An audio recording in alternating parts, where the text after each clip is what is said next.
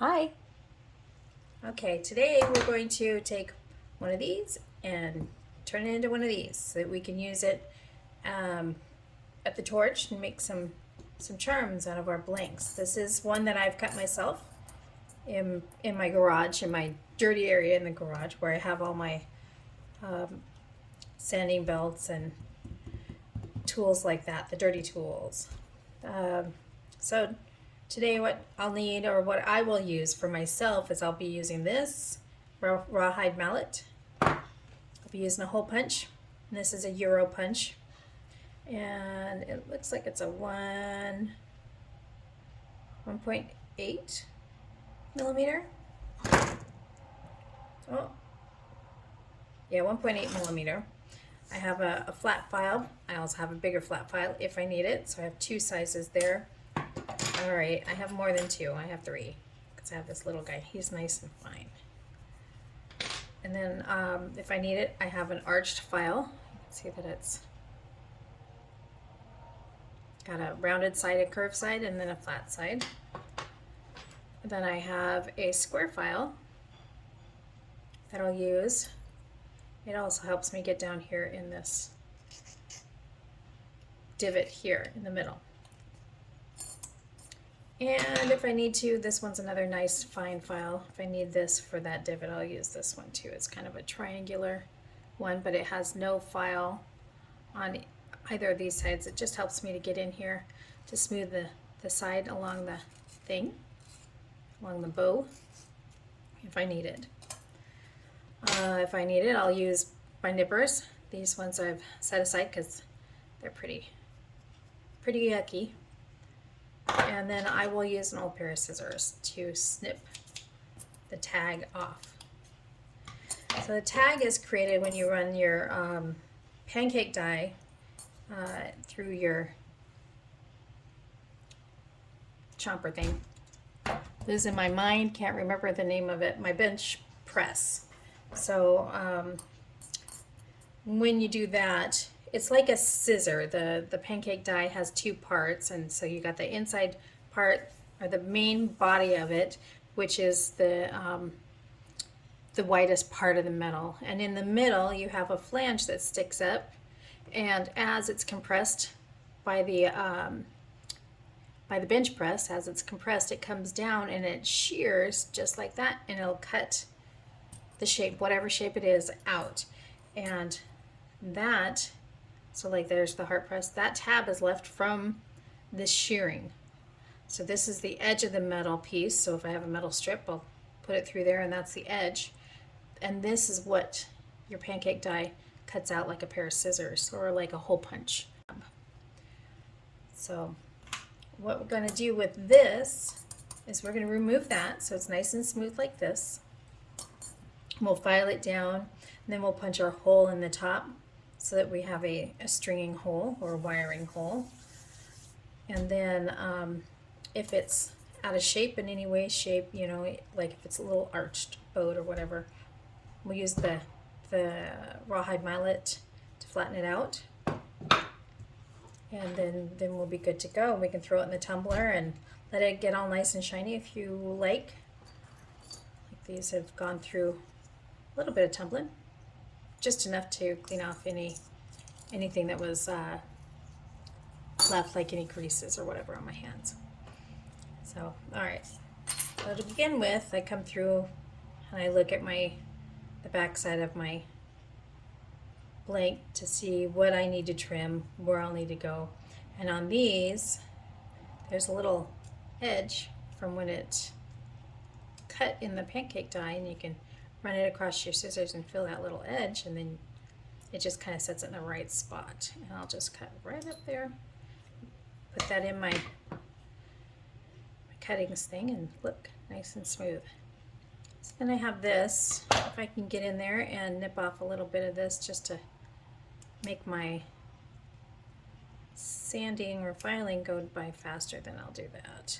Sometimes you end up with some that have a little excess on the sides that you can trim. I'm not. Here we go. So like on these, like there, do you see that? Little excess bit on the edges of the heart. those burrs need to come off, or they'll cut whoever is going to use your piece when it's done, or cut you while you're working with it. So we just cut those off. I just rock my nippers back and forth and let it break off along the edge because it was compacted down, so it's got a natural edge to it right there. I'll come in here and I'll grab that too, and that'll give me a lot less to file down, a lot less work in the end. All right, so back to this guy. So now I'm to the point where I'm just going to be smoothing the edges back out, and I'm going to get rid of that burr that's right there in the middle. It's just tiny. So a little bit of work for that. This is the four-sided one, the one that's a square, and then it'll fit right down in that divot.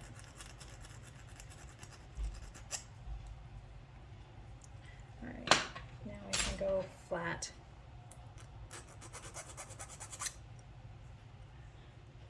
There we go. Now I'm going to use my fine file to just kind of clean it up in there.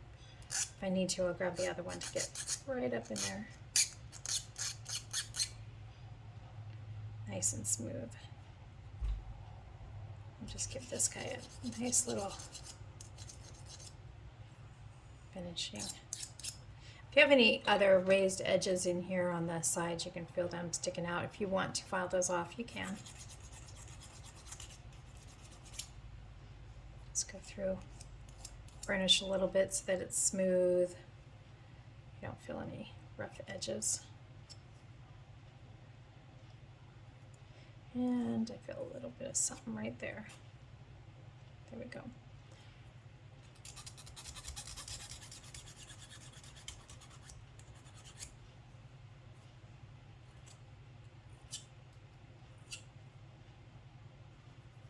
All right. Go right down there in that little hole, little space.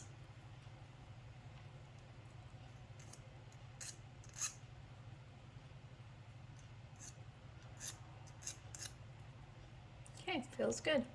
So that's what it looks like on the back side after I've sanded it. You can see a few marks there. If you were to use these for,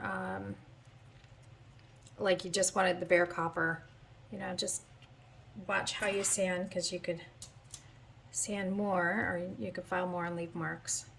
So just pay attention to that. If that's what you want to use your blanks for, be careful on that. You'll have to go in and buff them out later if you have some of those. All right, so now I'm going to do my hole in the top, and because I really like where I have the position of this hole for the heart, I'm not really fond of it down in the middle.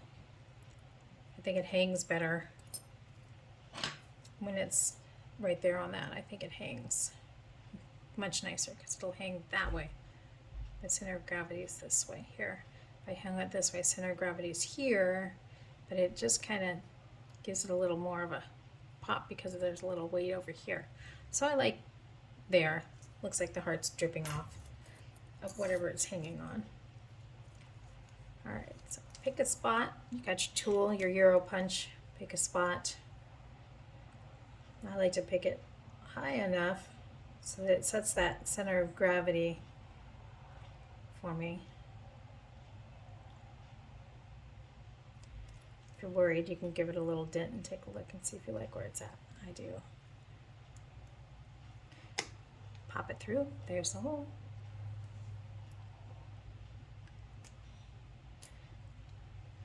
See? And then on the back side, you'll notice that you'll have a little bit of burr left over from that punch. You can either file it, or you can do a sneaky maneuver, and I just come to the back side with my hole punch, and slip it through the hole, and then I give it a squeeze. It pushes the burr back down, so there's no burr left. It's nice and flat, except for now it's domed. Put that in there. And now you can see if I push here or push here, it raises. So we're going to flatten it back out so that it sits nice and flat. Using the rawhide mallet.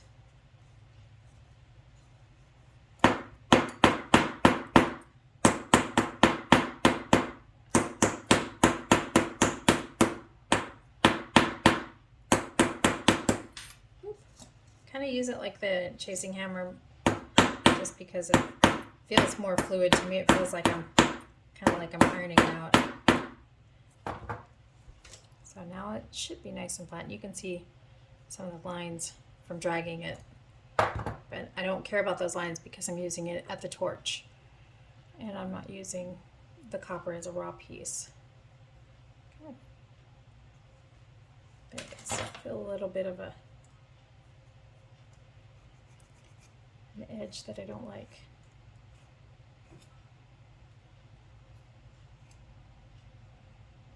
That's better. All right, so now look. Still a little off there.